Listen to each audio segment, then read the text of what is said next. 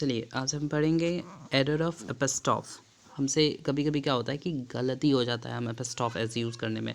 अब यहाँ पे कैसे भाई कैसे गलती होता है तो देखते हैं कि अगर हम बोलते हैं कि लड़का का, तो इसको हम लिखते हैं बॉयज़, ठीक है। लुक लड़का का। अब हम बोलेंगे लड़कों का लुक, तो लड़कों का क्या होगा, बॉयज़, ठीक है, लुक। तो अब ये बात आ जाता है कि एपिस्ट्रॉफ कहाँ पर लगेगा, क्योंकि यहाँ पर लड़का है तो हमने एपिस्ट्रॉफ एस लगा दिए, यहाँ पर लड़कों हैं तो हम कहाँ पर लगाएंगे। तो अगर हम यहाँ पर लगाते हैं तो ये बिल्कुल, अगर हम यहाँ पर लगा दिए तो ये बिल्कुल इससे सेम हो जाता है। तो हम यहाँ पर क्या करते हैं कि एपिस्ट्रॉफ एस कहाँ पर लगाएंगे, यहाँ पर एस एपिस्ट्रॉफ कहाँ पर लगाएंगे, एस एपिस्ट्रॉफ, फिर से देख लीजिए कहाँ पर लगाएंगे, एस एपिस्ट्रॉफ, फिर से देख लीजिए कहाँ पर लगा रहे हैं, S apostrophe. Is this clear. अब यहाँ पे क्या आपसे plural ending in we should never put apostrophe which says hostel boys school monkeys shadow. कैसा है, तो इस तरह के जो है शब्द में हम एस कैसे यूज़ करेंगे, कहाँ पर यूज़ करेंगे, आपने देख लिया है। दूसरा है इस सब में आप अगर द वाला फॉर्म में लिखो तो ज़्यादा अच्छा, मतलब क्या है, boys school, the school of boys करते हो तो ज़्यादा अच्छा रहता है। But after those plural which do not end in S apostrophe should be used. अब जैसे कुछ ऐसे जैसे देखते हैं मैन, तो आदमी का तो क्या हो जाएगा, ठीक है।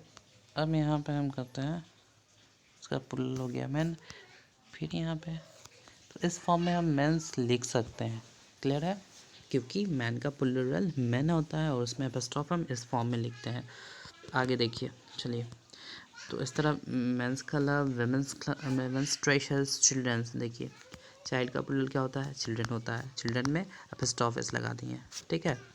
इस तरह से के भी केसेस आ सकते हैं। आगे देखते हैं where too many hissing sound come together, जहाँ पर हिसिंग साउंड जो है वो एक साथ आता है, जैसे conscience, sake for goodness, sake for justice, sake, ठीक है। तो यहाँ पर क्या होता है, जहाँ पर हिसिंग साउंड आता है वहाँ पर क्या होता है, जहाँ पर हिसिंग साउंड आता है वहाँ पर हम एपिस्ट्रॉफ कहाँ पर लगाते हैं, तो वहाँ पर हम एपिस्ट्रॉफ एट द एंड लगाते हैं। सिर्फ एपिस्ट्रॉफ एस नहीं लगाते हैं, एपिस्ट्रॉफ लगा के छोड़ देते हैं। एपिस्ट्रॉफ जैसे कॉन्साइंस है, कॉन्साइंस है, ठीक है, कॉन्साइंस के सेक के लिए, तो कॉन्साइंस से सेक नहीं है, सी के बाद साउंड आ रहा है, ठीक है। उसके बाद देखते हैं गुडनेस, तो गुडनेस में क्या है, गुडनेस में क्या है, गुडनेस एस साउंड आ रहा है, इसलिए यहाँ पे हम एपिस्ट्रॉफ लगा के छोड़े, कितना एस एस करेंगे, ठीक है। फिर यहाँ पे जस्टिस, तो यहाँ पे फिर एस एस आ रहा है, साउंड आ रहा है, तो यहाँ पे लास्ट में एपिस्ट्रॉफ लगा के छोड़ देंगे। आगे देखते हैं the words his, hers, its, theirs, yours, ours, उसका mine are possessive and they are not written with the possessive sign। Actually में क्या होता है ना कि ये सब पॉजेसिव केस में होते हैं। जैसे पॉजेसिव केस का मतलब क्या होता है, फिर से एक बार रिपीट करते हैं कि पॉजेसिव का मतलब होता है पोजीशन बताना, ओनरशिप बताना, ठीक है, मतलब किसका है संबंध बताना, रिलेशन। तो वहाँ पर क्या होता है, जैसे किसका है भाई, तो तुम्हारा है, तो तुम्हारा का क्या होता है, योर्स, तो तुम्हारा, तुम्हारा, तो यहाँ पे इस तरह से लिख सकते, इस तरह होना चाहिए था। उसके बाद किसका है भाई, तो इट्स, इस तरह होना चाहिए था। लेकिन यहाँ पर इस तरह केस में, पॉजिटिव केस में जो हम प्रोनाउंस का यूज़ करते हैं, पॉजिटिव केस में जो हम प्रोनाउंस का यूज़ करते हैं वहाँ पर हम एपिस्ट्रॉफ यूज़ नहीं करते हैं। वहाँ पर हम एपिस्ट्रॉफ को क्या कर देते हैं, क्या करते हैं, तो एपिस्ट्रॉफ हटा देते हैं। इस तरह से योर्स लिखेंगे, ना कि एपिस्ट्रॉफ एस करेंगे। क्लियर है, आगे चले। इस तरीके से योर्स फेथफुली में कभी भी इस तरह से नहीं लिखेंगे। क्लियर है, योर्स का क्या होता है, आप कहीं पे ये एरर आपको देखने को मिलेगा कि योर्स फेथफुली, इसका फेथफुली लिख दीजिए, एपिस्ट्रॉफ एस नहीं लगाइए। पता है क्यों नहीं लगाइए, क्योंकि ये प्रोनाउंस जो है ये नॉमिनेटिव केस, सॉरी ये पॉजिटिव केस में है। क्लियर है, आगे चलते हैं।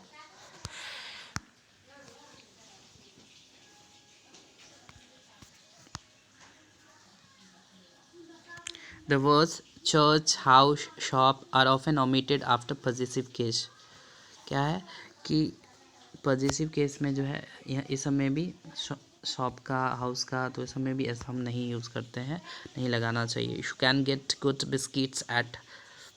अब यहाँ पे कुछ ऐसे है कि जैसे है I will dine at my uncle's. तो यहाँ पर क्या है कि ये भी पॉजिटिव केस में इस तरह के केसेस भी आते हैं जो हम लास्ट में एपोस्ट्रोफ एस यूज़ करते हैं। आगे चलते हैं। Avoid the use of double positive.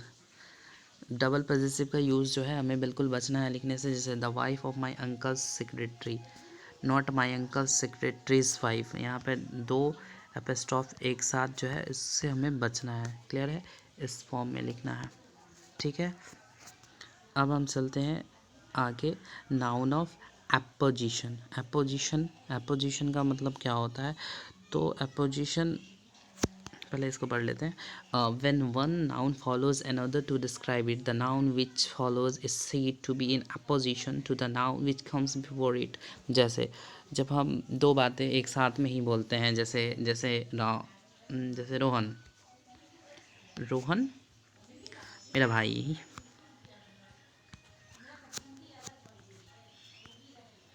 Rohan मेरा भाई। ठीक है, तो यहाँ पर हम रोहन भी बोल रहे हैं, मेरा भाई भी है। तो यहाँ पर जो मेरा भाई हम यूज़ कर रहे हैं वो क्या कर रहे हैं? अपोजिशन यूज़ कर रहे हैं। फिर से एक एग्जांपल की तरफ हम देखते हैं। तो यहाँ पर है कि अंकल, ठीक है, दी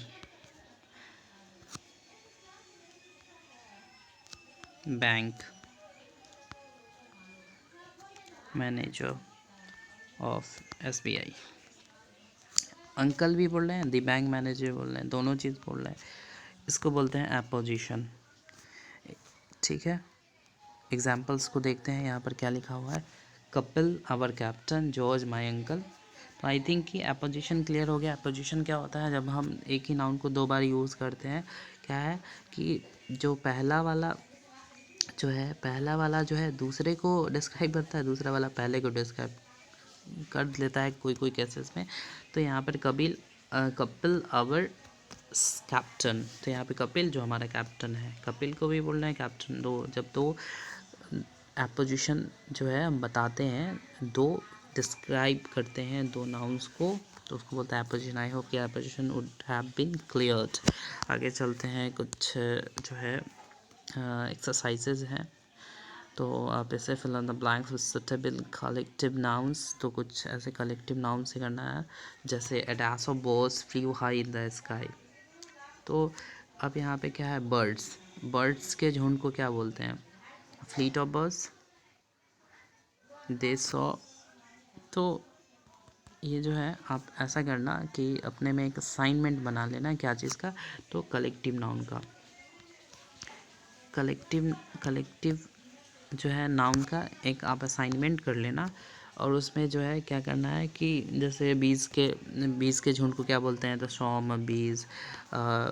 डायरेक्टर तो अ बोर्ड ऑफ डायरेक्टर्स। तो इस तरीके से a pack of a bunch of grapes, a bunch of keys. तो इस तरह से जो है आप स्टॉक जो है वो लिख लेना। बेसिकली ये 6-7 में ही पढ़ाई होती है, बट अगर आपने नहीं किया है तो इसके जो है एक आप नोट्स बना लो। और आगे देखते हैं, कुछ और क्वेश्चन है। We saw a dash of ship in our way. देखिए, we saw a dash of ship, तो शिप के कलेक्शन को क्या बोलते हैं? Fleet of ship. ठीक है, अब जैसे बनाना है, बनाने के झुंड को क्या बोलते हैं? तो डजन। क्या बोलते हैं? डजन। ठीक है, अब जैसे ग्रैप्स है, ग्रैप्स के झुंड को तो गुच्छा, तो यहाँ पे बंच ऑफ। तो इस तरह से जो है आप कर लेंगे। क्लियर है? अगर नहीं करते हैं तो यहाँ पे आंसर्स आर ऑल्सो प्रोवाइडेड है, आप इसे देख लीजिए। Thank you. ये आपका जो नाउन है वो बिल्कुल कंप्लीट होता है। आई होप कि हम फिर से एक बार रिवीजन करते हैं कि हमने क्या क्या पढ़ा है इसमें। तो हमने पढ़ा है noun, types of noun, cases, types of cases, उसके बाद जो है पॉजिटिव केस में भी हमने पढ़ लिया। अपोजिशन, नाउन ऑफ अपोजिशन पढ़ लिया है, नाउन ऑफ अपोजिशन भी क्लियर हो गया होगा। तो आप अगर इसको ठीक से पढ़ लें तो आपके क्या क्या क्लियर हो जाएंगे। तो जो ऐसे बच्चे हैं जिनका फोकस जो है वो कॉम्पिटिटिव एग्ज़ाम पे है, तो उनके लिए ये बहुत अच्छा है कि आप जो है कलेक्टिव नाउन्स के जो है स्टडी करें से।